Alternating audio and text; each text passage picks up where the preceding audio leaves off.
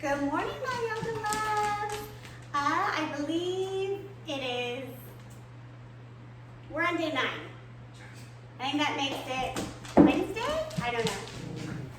So today's practice is all about rejuvenation, but maybe not in the way you might expect. So there's gonna be some work getting upside down. So this is the perfect time to play, but we're not getting there just yet. So let's get started in child's pose. The pose of the child.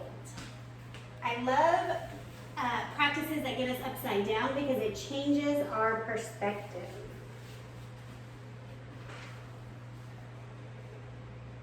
And all you need to do here is take 3 deep breaths.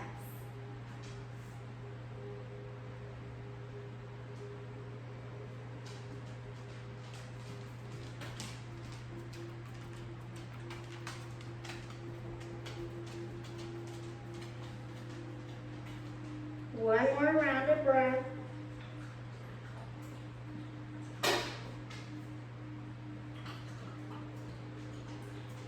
And press up onto all 4s. Take the time to get stable here. Knees under hips, wrists under shoulders. Inhale, drop the belly, look up. Exhale, curl the spine, chin tucks. Again.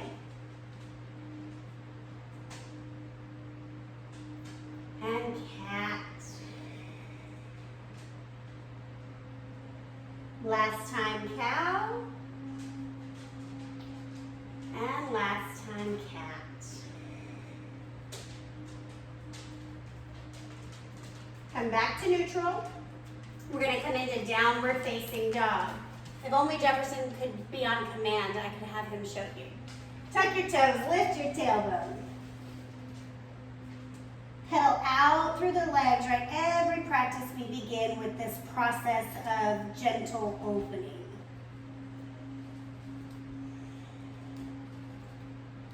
So yeah, what I love about getting upside down and changing perspective is we can look at our life differently and see different areas for growth or see past circumstances maybe in a new light. So getting upside down physically helps us mentally. Feet to hands, rag doll. Always starting up with the feet at 12 o'clock with a flat back, then bending over the legs. Or like I said, if that's too much, you just come here. So it's more important to have the hips pulling up and back than it is to have straight legs. I don't care if your legs are ever straight. And breathe.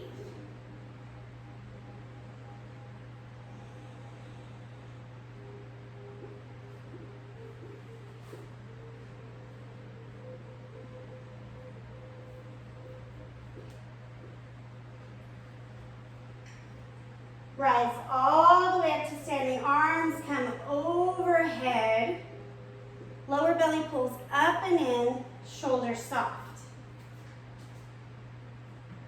Hands to heart center. Close your eyes.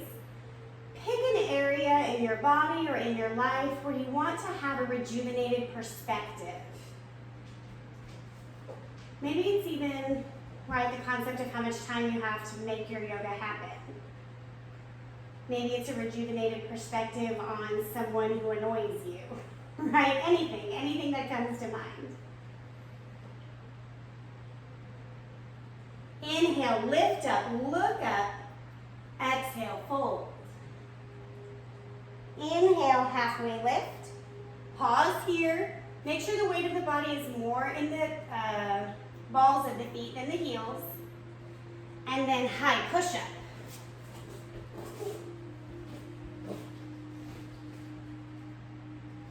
Low push up. Untuck the toes, lift the heart, cobra or up dog. Downward facing dog. My first sun salutation of the day, everything like cracks and pops and I love it. I feel like I'm like breaking away a shell. Inhale, look at your hands. Exhale, feet to hands.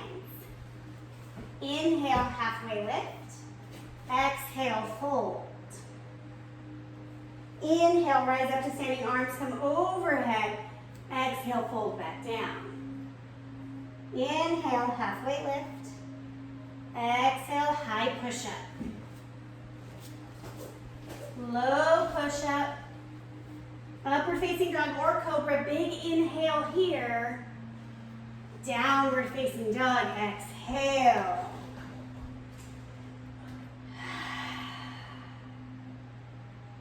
Maybe you're even finding a new perspective in each pose, right? Focusing on something different than normal. Inhale, look at your hands. Exhale, feet to hands. Halfway lift, fold. Rise up, fold. Halfway lift, chaturanga, whatever that looks like. Upward facing or cobra, downward facing.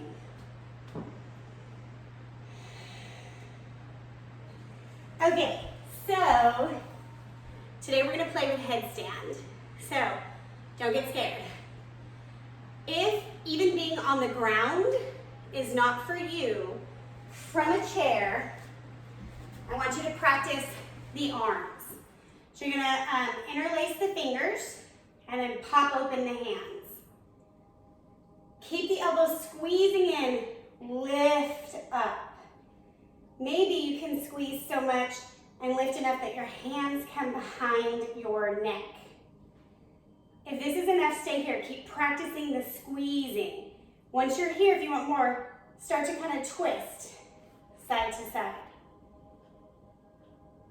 So this is just getting the upper carriage prepared for the work on the floor. You want to play a little headstand. We're going to start in, I should probably not do this around this glass cart, but I am. It's going to be real fun. We're going to start on the ground with our elbows under our shoulders, making that same finger clasp that we just made in the chair. You're going to come up onto the toes and then plop the top of your head onto the ground. Maybe this is it, right? So you're pressing through the elbows, so the weight of the body is actually on the elbows and then being supported by the shoulders. If that's enough, right? Oh, I can do more. Walk the feet in. Maybe you pause here. Maybe you bring one knee into the chest. Maybe you switch sides. Maybe it's possible for you to lift up into a ball. We don't want to see the momentum of kicking into a headstand, right? That defeats the purpose of igniting the core and shifting our perspective.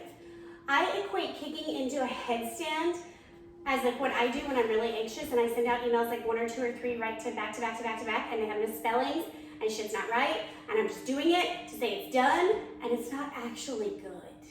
Yeah? If you have a little bit of a fear response, set up near a wall. So same setup, you're gonna come with the elbows under the shoulders, clasp the hands, knees pop up, and then you're just gonna pick up, right?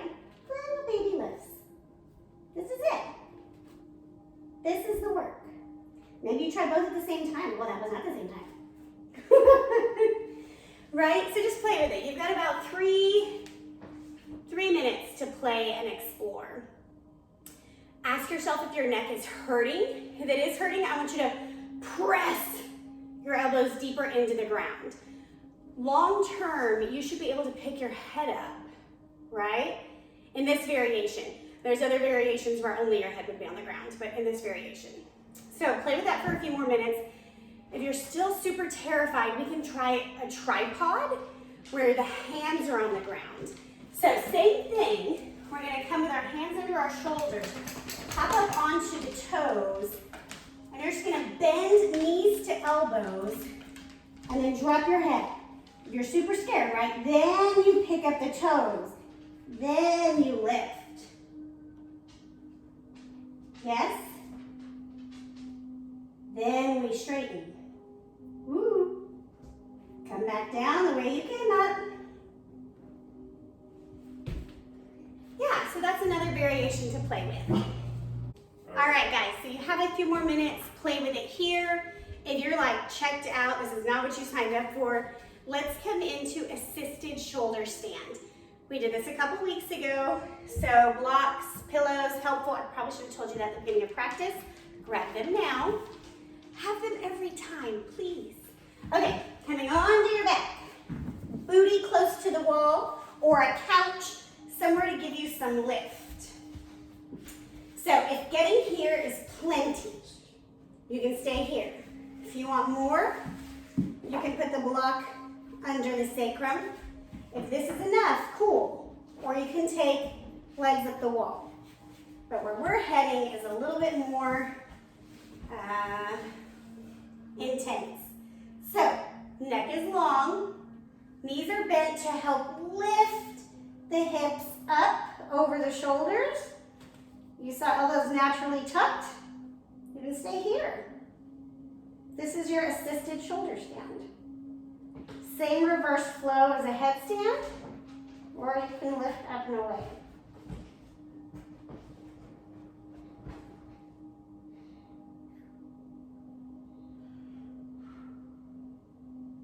If this is too much, yes, you just come back here.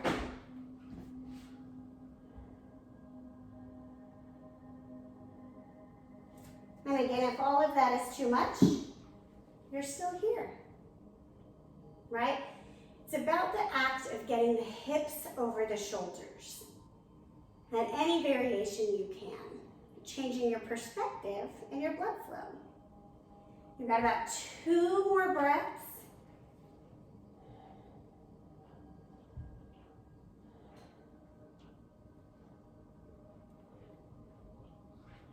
Everybody come down. If you're doing handstand or headstand, shoulder stand, come down.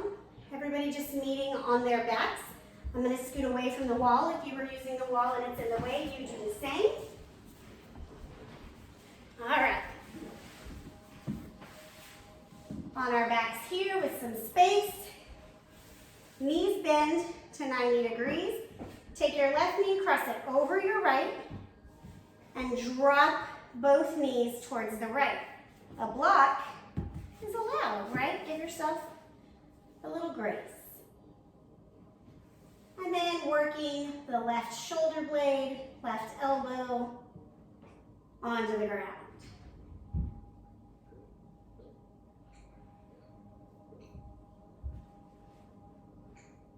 And I think there's something to be said for like the perspective of, oh, I don't do headstand. Well, now that you made that decision, you're exactly right. So asking yourself on the next practice, maybe if you'll make space for something. I can think of like 3 of you who I know either turned this off when I said that, or like, I don't know, started making tacos. But you're capable. So there's that. Anyways, a few more breaths.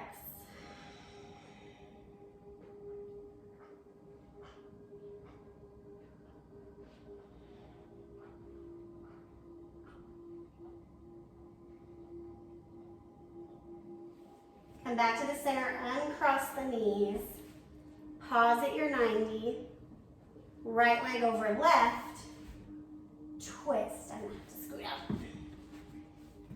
Twist to the other side. Whoop, whoop, whoop. And just settle in here.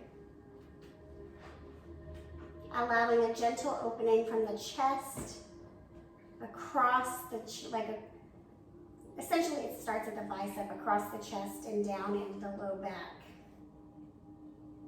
based on how restricted your body is.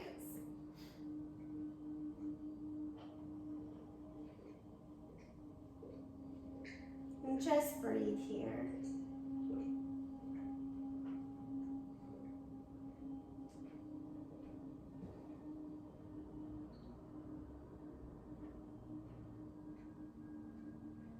You've got 2 more cycles of breath, letting the back relax. See if you're holding tension anywhere.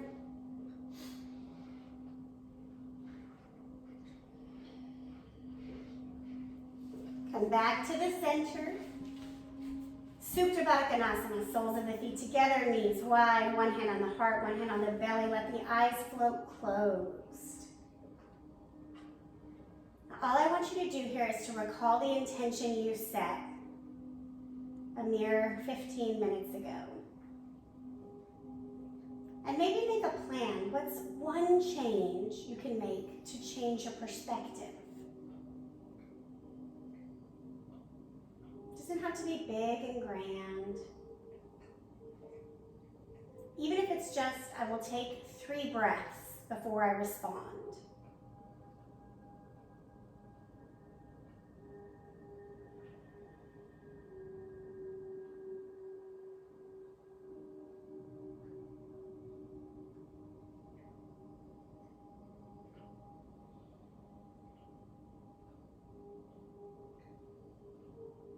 You may choose to end your practice in this pose or extend your legs and your arms long for Savasana.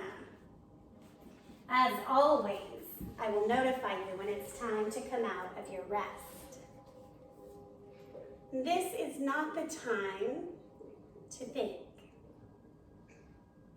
Allow yourself to actively rest.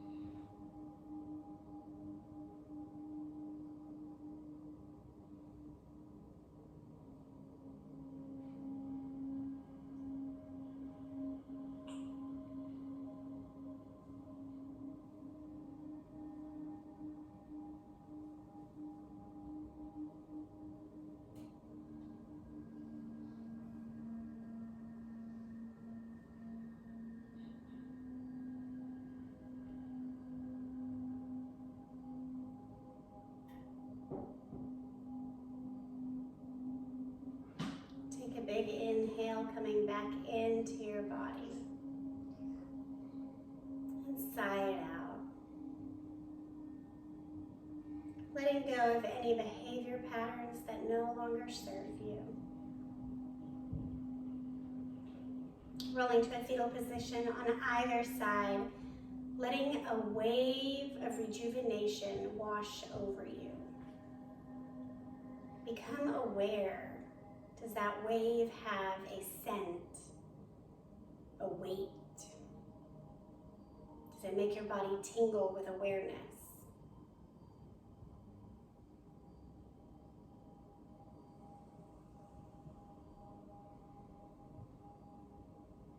Taking your time, press yourself up to a simple seat.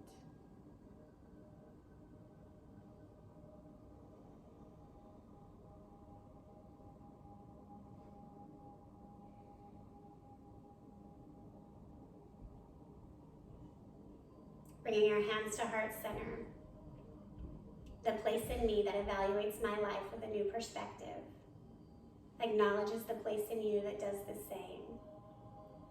Together, we are rejuvenated. Namaste. Great job, yogis! Let me know how you felt after getting upside down.